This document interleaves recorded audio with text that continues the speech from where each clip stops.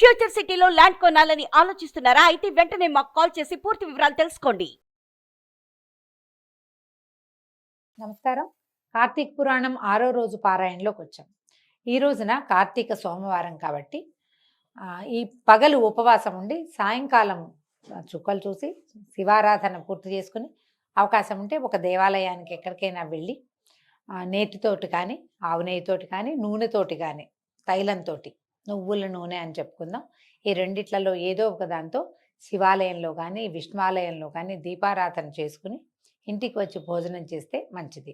కార్తీక సోమవారాలైనా అంటే 4 సోమవారాలు వస్తాయి కదా, సోమవారం నాడైనా ఉపవాసం ఉండటం మంచిది. పౌర్ణమికి ముందొచ్చే సోమవారాలు మరీ విశేషంగా చెప్తారు. ఇది మొదటి సోమవారమే కాబట్టి భక్తి శ్రద్ధలతోటి కార్తీక సోమవార వ్రతాన్ని చేసుకుందాం. అయితే ఇవాళ పారాయణలో ఏముందో చూద్దాం. వశిష్ఠ మహర్షి ఇట్లా చెప్తున్నారు. ఓ జనక మహారాజా, కార్తీక మాసమందు భక్తితో మాసమంతా హరికి కస్తూరితోనూ గంధంతోనూ పంచామృతాలతోనూ అభిషేకం చేయించువాడు 10,000 అశ్వమేధయాగముల ఫలితాన్ని పొంది తుదకు పరమపదాన్ని చేరతాడు.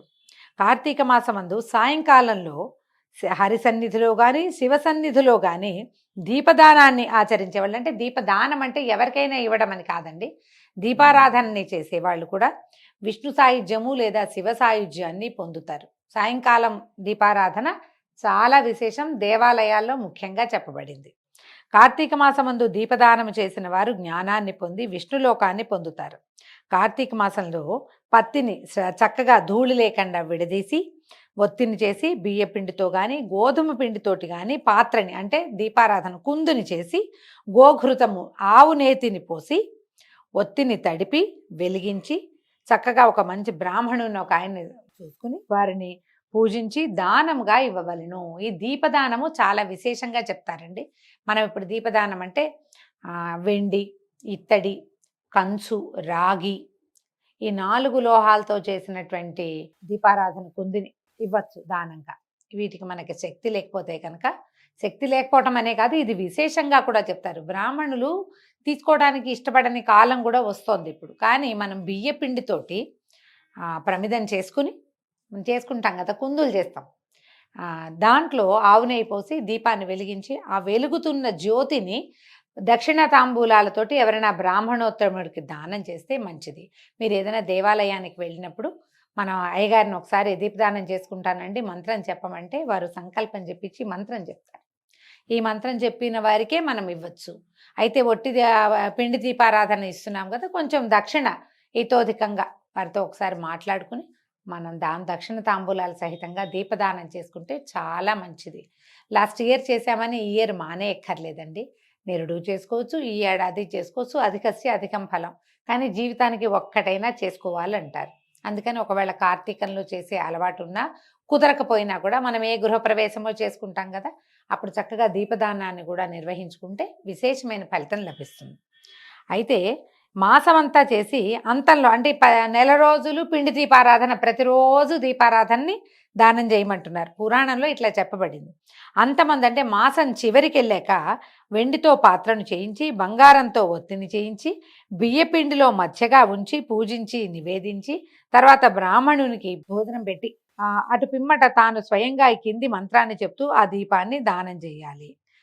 మంత్రం చెప్పకుండా సంస్కృత శ్లోకం చెప్పలేదు, తెలుగులో రాశారండి. దీపము సర్వజ్ఞానదాయకము సమస్త సంపత్ప్రదాయకము కనుక నేను ఇప్పుడు దీపదానాన్ని చేస్తున్నాను. ఈ దీపదానం వల్ల నిరంతరము శాంతి కలుగుగాక. ఈ దీపదానం వల్ల లభించేది ఏంటంటే పుష్కలంగా మనశ్శాంతి లభిస్తుందండి. దీపదానమే దానికి ప్రధానమైన ఫలితం ఏం చెప్పారంటే మనశ్శాంతి, చిత్తశాంతి కోసం ఇట్లా చేయాలి. ఏవో రకరకాల బాధలు పడుతూ ఉంటాం, ఎప్పటికీ మనకి ప్రశాంతత లభించదు. అలాంటి వారు దీపదానం చేస్తే అది లభిస్తుందట. మంత్రం చెప్పుకుని ఈ మంత్రార్థం ఉన్న మంత్రాన్ని చెప్పుకుని బ్రాహ్మణ మన అయ్యగారు కూడా చెప్తారు, మనకి చెప్పించుకుని ఈ దీపాన్ని దానం చేసుకోవాలి. ఈ విధంగా స్త్రీలు కానీ పురుషులు కానీ కార్తీక మాసంలో చేస్తే కనుక అనంతమైన ఫలితాన్ని పొందుతారట. ఈ దీపదాత ఎవరైతే దానం చేస్తారో వాళ్ళకి విద్య లభిస్తుంది. దీపదాతకి శ్రవణ ఫలితాన్ని కూడా, ఏదైనా శాస్త్రం ఎవరైనా చదువుతుంటే వింటే ఏ ఫలితం లభిస్తుందో దీపదానం చేసుకున్న వాడికి అది లభిస్తుందట. తర్వాత ఆయుష్ని పొందుతారు, స్వర్గాన్ని కూడా పొందుతారు. ఈ కార్తీక దీపదానం వల్ల మనోవాకాయములతోటి చేయబడిన జ్ఞాన అజ్ఞాన కృత పాపాలు కూడా నశిస్తాయి. ఒకటి మనశ్శాంతి లభించటమే కాకుండా తెలిసి చేసిన తెలియక చేసినటువంటి పాపాలన్నీ కూడా శమిస్తాయి. కాబట్టి దీపదానం చేసుకోమని చెప్తున్నారు. ఈ విషయంలో పురాతనమైన ఒక గాథని చెప్తున్నారు. పూర్వకాలంలో ద్రవిడ దేశంలో సుతబంధు విహీనైన అంటే పిల్ల జల్లా లేరు, బంధువులు కూడా పెద్దగా లేరు, ఒక స్త్రీ ఉండేదట. ఆవిడ ఏం చేసింది, నిత్యము ఆవిడ భిక్షాన్నానికి వెళ్ళి భిక్షకి వెళ్ళి ఆ భిక్షాన్నాన్ని భుజించేది. ఎప్పుడు దూషితాన్నమే, అంటే రకరకాల చేతులతోటి పెట్టబడింది కదా, ఆ అన్నాన్నే తినేది. పరిశుద్ధమైన అన్నం వండుకుని తినే పని ఎప్పుడూ చేయలేదు. సద్దన్నం తినేది, ఇవాళది రేపటికి, రేపటిది ఎల్లుండికి అట్లా తినేదన్నమాట. అన్నం నిలవబెట్టుకుని సద్దన్నం తినేది.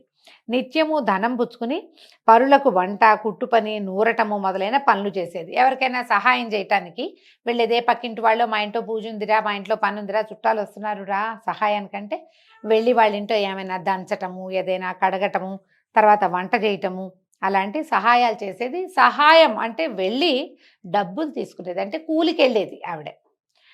అమ్మకము కొనటము కూడా చేసేది. ఏం చేసేది, అన్నం ఎవరైనా మా ఇంట్లో చాలా అన్నం ఉందంటే వాళ్ళకు పావలా ఇచ్చి అన్నం తెచ్చుకునేది.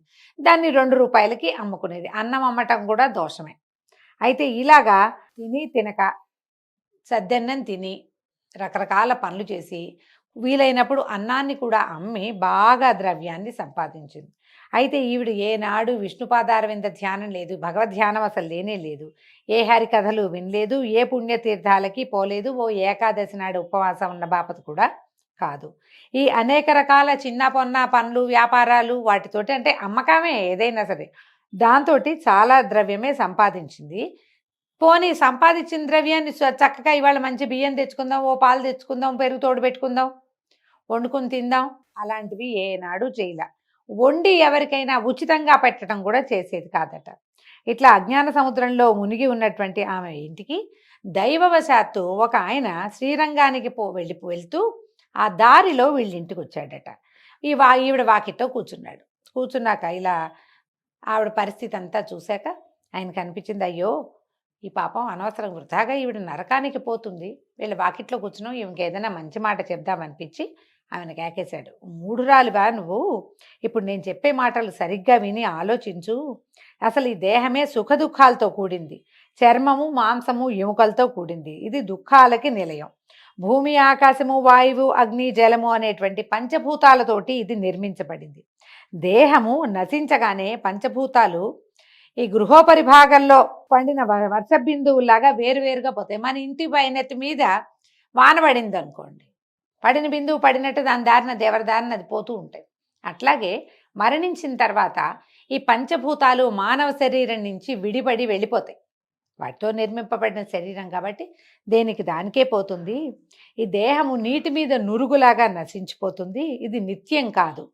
ఇలాంటి దేహాన్ని నిత్యమని నమ్ముతున్నావు, ఇది అగ్నిలో పడిన మిడతలాగా నశిస్తుంది, కాబట్టి మోహాన్ని విడిచిపెట్టు.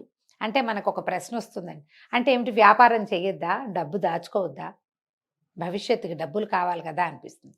వ్యాపారం చెయ్యొచ్చు, డబ్బులు దాచిపెట్టచ్చు, సద్దన్నం ఆరోగ్యమే, తినచ్చు, రకరకాల వ్యాపారాలు ఎన్నో చేస్తాము, అన్నీ అమ్ముతాము, కొంటాము. ఇవన్నీ చేస్తూ కూడా కొన్ని సరైన పనులు చేయాలి. ఈ రోజున పర్వదినం, ఇవాళ ఉపవాసం ఉండు. ఈ రోజున పర్వదినం, ఎవరికైనా ఒకరికి భోజనం పెట్టు. ఈ రోజున పర్వం కాబట్టి నువ్వు దేవాలయానికి వెళ్తావు, నదికి స్నానానికి వెళ్తావు, సముద్ర స్నానానికి వెళ్తావు. ఈ క్రియలన్నీ, అంటే చేయవలసిన విధాయకాలన్నీ చేస్తూ మన జీవనయాత్ర ఎలా సాగినా అలా సాగించుకోవచ్చు. కానీ నేను జీవయాత్రే చేస్తాను, చేయవలసినవి ఏవి నేను చెయ్యను అంటే చివరికి ఏముంది, వృధా అయిపోతుంది జీవితం. భగవంతుడిచ్చిన కళ్ళు, కాళ్ళు, చేతులని భగవంతుడిని చూడ్డానికో, భగవంతుని కథ వినడానికో, ఆలయానికి వెళ్ళడానికో కూడా వాడుకోవాలి వాటిని. నేను వాటికి వేటికి వాడినండి, నా అవసరాలకే వాడతాననే ధోరణి మంచిది కాదని చెప్పటమే అన్నమాట ఈ కథ యొక్క ఉద్దేశం. అయితే దేవుడు, భగవంతుడు, ఆయన సత్యుడు, నిత్యుడు, సమస్త భూతములందు నిత్యము దయగలిగిన వాడిగా గుర్తించు. శ్రీహరిపాదాలని ధ్యానించు. కామమనగా కోరిక, క్రోధమనగా దురాగ్రహము, భయమనగా ఆత్మాత్మీయ భంగబుద్ధి. భయం అంటే తెలిసి తెలియనితనం అన్నమాట, ఏదో జడుపు లోపల మనకి. ఈ లోభం అంటే ద్రవ్య వ్యయ చింత, డబ్బులు అయిపోతాయేమోనని బెంగ. మోహం అంటే మమతాహంతలు ఓళ్ళంతా అంతసేపు నాకే కావాలి, నాకు ఉండాలి, నేనే ఉండాలి, నాకు నేనే చూసుకోవాలి, ఇలాంటి అతి ధోరణి మోహం. వీటిని విడిచిపెట్టు అంటే కామక్రోధ లోభ మోహ మదమాత్సర్యాలను విడిచిపెట్టమంటున్నాడు. అవన్నీ వదిలే, రేపటి చింత మాను, ఈ రోజున నువ్వు చేయవలసినటువంటి దైవాచింతన ఏదైతే ఉందో అది చేసేయాలి అని చెప్పాడు. వీటిని విడిచిపెట్టు, ద్రవ్యం సంపాదించాలనే ఆశ వదిలిపెట్టేసుకోమ్మా, నిశ్చలమైన భక్తితో హరిపాదారవింద ధ్యానం చెయ్యి, కార్తీక మాసంలో వ్రత స్నానం చెయ్యి, ప్రాతః స్నానం పొద్దున్నే చేసేసేయి స్నానం, విష్ణుప్రీతిగా ఎంతో కొంత దానం చెయ్యి. తర్వాత అట్లా చేస్తే గనక అనేక జన్మాల పాపాలన్నీ నశిస్తాయి. ఈ విషయంలో సందేహపడబోకమ్మా, ఇట్లా ఎంతసేపు జీవయాత్రే చేస్తాననే ధోరణిలో ఉండద్దు. ఓ పర్వదినము, ఓ మంచి రోజు, ఒక మంచి మాసము, వీటిలలో మనం చేయవలసిన విధాయకంగా మానవుడన్న వాడికి పురాణాల్లో ఏం చెప్పబడిందో, శాస్త్రం ఎలాంటిది విహించిందో వాటిలో కొన్నిటినైనా నువ్వు పాటించు అని ఈమెకి బాగా బోధించి ఆ శ్రీరంగానికి వెళ్తున్నటువంటి బ్రాహ్మణ ఆయన పరిపరి విధాల ఆమెకి అర్థమయ్యేలాగా చెప్పెళ్ళాడు. ఆయన తూర్పుగా ప్రయాణమై వెళ్ళిపోయాడు. అయితే ఈవిడ ఇక్కడున్న స్త్రీ ఆలోచించింది, నిజమే కదా, నేనేమీ చేయటం లేదు, ఈ డబ్బులు దాచిపెడతా, రేపొద్దున ఆయన చెప్పినట్టు నేను పోతే ఈ డబ్బు ఎవరు తిన్నట్టు, కనీసం దానమైనా చేయకపోతేనే అని చెప్పి బాగా ఆలోచించుకుని తను చేస్తున్నటువంటి పచ్చిపాపాలకి వగచి ఆ కార్తీక వ్రతాన్ని చేయటం మొదలుపెట్టిందట. సూర్యోదయంలో శీతోదక స్నానము, హరిపూజ, తర్వాత దీపదానము, తర్వాత పురాణ శ్రవణము, ఈ ప్రకారంగా కార్తీక మాసం నెల రోజులు చేసి చివరికి బ్రాహ్మణ భోజన సమారాధన కూడా చేసిందట.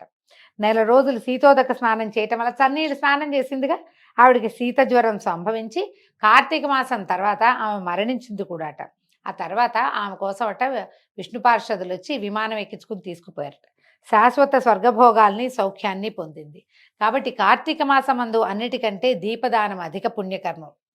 కార్తీక దీపదానము తెలిసి తెలియక చేసిన పాపాలని నశింపజేస్తుంది. కానీ పూర్వం ఒకప్పుడు పరమేశ్వరుడు కూడా తెలియజేశాడట, ఈ విషయం చెప్పాడు, దీపదానం చేయండి కార్తీకంలో, అప్పుడు పాపాలన్నీ పోతాయని ఇంకొక పురాణంలో, శివపురాణంలో అక్కడ చెప్పబడింది. కాబట్టి ఈ రహస్యం నీకు చెప్పాను. దీన్ని విన్నవాళ్ళు అంటే దీపదాన మహాత్మ్యాన్ని విన్నవాళ్ళు, కార్తీక స్నాన మహాత్మ్యాన్ని విన్నవాళ్ళు కూడా జన్మ సంసార బంధనాల్ని తెంచుకుని విష్ణుపాద ప్రాప్తులు అగుదురు. కాబట్టి ఈ విషయాన్ని ప్రచారం చేయాలి.